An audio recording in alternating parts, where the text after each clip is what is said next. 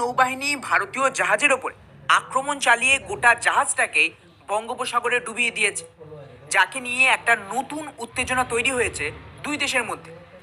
দুঃখজনক ব্যাপার হলো, এই হামলায় আমাদের বেশ কয়েকজন এখনো পর্যন্ত নিখোঁজ। ভারতের জন্য বিরাট বড় একটা ক্ষতি। এইসবের পর পাল্টা ভারতের কি জবাব হবে? পারমিতা সেটা মাছ ধরার উদ্দেশ্যে 16 জনকে নিয়ে বঙ্গোপসাগরে রওনা দেয়। এরপর 14 তারিখ ভোর রাতে, যখন চারিদিকে মারাত্মক অন্ধকার, তার সুযোগ নিয়েই বাংলাদেশের নৌবাহিনী ভারতের এই জাহাজকে লক্ষ্য করে আক্রমণ চালায়। ইন্টারেস্টিং ব্যাপার হলো, এটা কোনো ভুলবশত অ্যাটাক ছিল না, বা এমন নয় যে দুই দেশের আন্তর্জাতিক জলসীমায় ভুল বোঝাবুঝির জন্য ভারতীয় জাহাজে আক্রমণ হয়েছে। বরং বাংলাদেশের নৌবাহিনী খুবই প্ল্যানিংয়ের সাথেই এই আক্রমণ করেছে।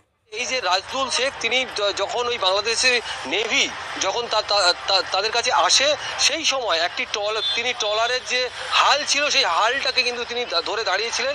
ঠিক সেই সময় এই রাজদুল শেখকে একেবারে যে বল্লম, মানে বাঁশের আগায় যে ছুরি লাগিয়ে একটা যে অস্ত্র তৈরি করা থাকে, সেই অস্ত্র একেবারে ছুঁড়ে তাকে কিন্তু তাকে খুন করা হয়েছে। তাদেরকে একেবারে মেরে ফেলার জন্য কিন্তু একেবারে ট্রলারটিতে সজোরে ধাক্কা মারা হয় এবং সমস্ত মৎস্যজীবীদেরকে একেবারে নদীতে ফেলে দেওয়া হয়।